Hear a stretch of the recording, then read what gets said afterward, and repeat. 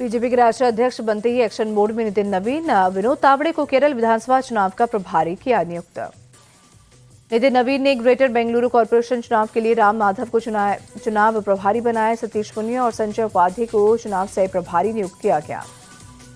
BJP chief Nitin नवीन ने आज सुबह 10:30 बजे बुलाई महासचिवों, प्रदेश अध्यक्षों और संगठन मंत्रियों और राज्य के प्रभारियों की बैठक। संगठन के विस्तार और चुनावी राज्यों पर चर्चा होगी।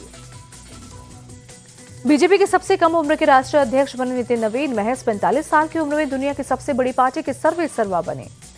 पीएम मोदी ने खुद नितिन नवीन को राष्ट्रीय अध्यक्ष बनने की कुर्सी पर बैठाया। मिठाई खिलाकर सफल कार्यकाल की शुभकामनाएं भी दी।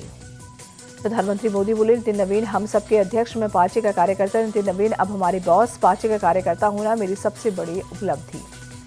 प्रधानमंत्री बोले, बीजेपी ने शून्य से शिखर तक का सफर देखा। बीजेपी लगातार सशक्त होती गई। पंचायत से पार्लियामेंट तक हमारी पार्टी मजबूत हुई।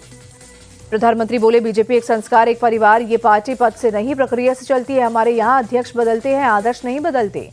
प्रधानमंत्री ने घुसपैठियों के देश के लिए सबसे बड़े खतरा बताया। कहा, बड़े देश में अब घुसपैठियों को निकाला जा रहा है। हम भी घुसपैठियों को देश नहीं लूटने देंगे। राष्ट्रीय अध्यक्ष बनने के बाद नितिन नवीन ने पार्टी का आभार जताया। कहा, बीजेपी का वॉच टावर बहुत मजबूत, केंद्रीय नेतृत्व बहुत बारीकी से नजर रखता है।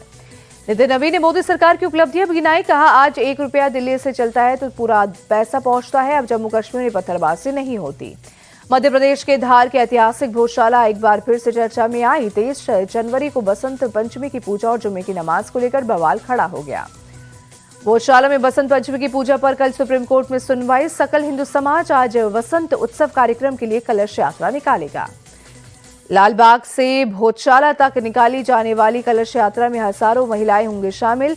पूरे क्षेत्र में लगाए जाएंगे भगवा झंडे। प्रयागराज में धरने पर बैठे शंकराचार्य स्वामी अभिमुक्तेश्वरानंद ने माघ मेला प्राधिकरण को भेजा काउंटर नोटिस। मानहानि की कार्रवाई की दी धमकी। माघ मेला प्राधिकरण ने स्वामी अभिमुक्तेश्वरानंद के शंकराचार्य होने पर सवाल उठाते हुए भेजा था नोटिस। नाम के आगे शंकराचार्य लगाने पर 24 घंटे में जवाब मांगा है। स्वामी अभिमुक्तेश्वरानंद ने काउंटर नोटिस में मिला प्राधिकरण से नोटिस वापस लेने की मांग की। कहा, नोटिस वापस नहीं लिया तो कंटेम्प्ट ऑफ कोर्ट और शंकराचार्य परंपरा और स्वामी जी की छवि धूमिल करने के लिए कानूनी कार्रवाई की जाएगी। 23 जनवरी को हो सकता है बीएमसी के मेयर का चुनाव। सूत्रों के मुताबिक बीजेपी का ही होगा नया मेयर। बीजेपी शिंदे गुट को मेयर पद देने के लिए तैयार नहीं। बीएमसी के मेयर को लेकर संजय राउत का बीजेपी पर हम अटैक। कहा, पहली बार मुंबई का मेयर दिल्ली से चुना जाएगा। खुद को शिवसेना बताने वालों के पास भी स्वाभिमान नहीं। बीएमसी में बीजेपी के समर्थन में असदुद्दीन ओवैसी का इनकार। कहा, यह मुमकिन नहीं, समंदर के 2 किनारे कभी नहीं मिल सकते। रायबरेली में राहुल और अखिलेश के पोस्टर टीम इंडिया की जर्सी में दोनों को बल्ला थामे दिखाया। अखिलेश को 2027 तो राहुल गांधी को 2029 का कप्तान बताया। दावोस में वर्ल्ड इकोनॉमिक फोरम में आंध्र प्रदेश के सीएम चंद्रबाबू नायडू ने निवेशकों को किया न्योता दिया। कहा, मैंने हैदराबाद को रहने के लिए सबसे बेहद और बेहतर शहर बनाया। अब मैं अमरावती को दुनिया का सबसे अच्छा शहर बनाना चाहता हूं।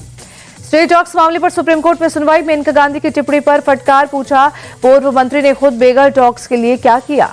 वही बताता है कि हम किस तरह के समाज में रहते हैं। हम दूसरों के साथ जैसा व्यवहार करेंगे वैसा ही व्यवहार हमारे साथ भी किया जाएगा। लखनऊ के चिरैयाबाग अंडरपास के पास शख्स की चाकू मारकर हत्या। पुलिस मौके पर पहुंचकर मामले की जांच में जुटी। कानपुर के प्रदीप सिंह के रूप में हुई है मृतक की पहचान। यूपी में अतिक्रमण के खिलाफ प्रशासन के एक्शन लगातार जारी। श्रावस्ती में अवैध रूप से बनी एक मजार को किया गया जमींदोज। वहीं जम्मू कश्मीर में एंटी करप्शन ब्यूरो का रिश्वतखोरी के 3 मामलों में एक्शन। पीडब्ल्यूडी, पटवारी और एएसआई के 4 अधिकारी किए गए गिरफ्तार। राजस्थान के जोधपुर में इंटरनेशनल साइबर फ्रॉड गैंग का भांडाफोड़। 1100 करोड़ स्कैम मामले में 6 आरोपी गिरफ्तार। कंबोडिया से ऑपरेट हो रहा था गिरोह। राजस्थान के जोधपुर में बस हादसा। बस में सवार कई लोग घायल। घायलों को अस्पताल में भर्ती कराया गया।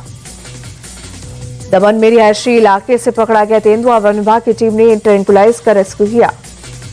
राजस्थान का कुख्यात अपराधी कमरलाल गुर्जर उदयपुर से अरेस्ट। मरवाड़ और मेवाड़ में ड्रग का कार्टेल चलाता था। 4 साल से था फरार। बिहार के दरभंगा में अनोखा मामला। पुलिस की कैद से फरार आरोपी घंटों तक नाले में छिपा। रेस्क्यू में जुटी टीम। सहारनपुर में एक ही परिवार के 5 लोगों की संदिग्ध हालात में मौत। एक ही कमरे में सभी की लाशें बरामद। सबके माथे पर गोली लगी। 26 जनवरी को लेकर जम्मू में हाई वोल्टेज अलर्ट। व सुरक्षा बलों के जवान चला रहे हैं चेकिंग अभियान। लोगों के पहचान पत्र की भी जांच हो रही है। गणतंत्र दिवस से पहले जम्मू कश्मीर ने सुरक्षा एजेंसी अलर्ट। श्रीनगर में लाल चौक के पास सुरक्षा बलों का कड़ा पहरा। गणतंत्र दिवस परेड में दिखेगी भारतीय सेना की ताकत। पहली बार स्वदेशी हाइपरसोनिक लाइट मिसाइल दिखाएगी करतब। भारत और न्यूजीलैंड के बीच पहला T20 आज नागपुर के विदर्भ क्रिकेट स्टेडियम में शाम 7 बजे से खेला जाएगा मुकाबला। टीम इंडिया के प्लेइंग 11 में श्रेयस अय्यर, हार्दिक पांड्या की होगी वापसी। जसप्रीत बुमराह की भी टीम में होंगे वापसी। वह क्रिकेटर ईशान किशन की 26 महीने बाद दिल्ली में हो सकती है वापसी। 2023 में खेला था आखिरी T20 मैच। कप्तान सूर्य कुमार यादव ने तीसरे नंबर पर बल्लेबाजी करने के संकेत दिए। विमेंस प्रीमियर लीग में दिल्ली कैपिटल्स की दूसरी जीत मुंबई इंडियंस को 7 विकेट से शिकस्त दी।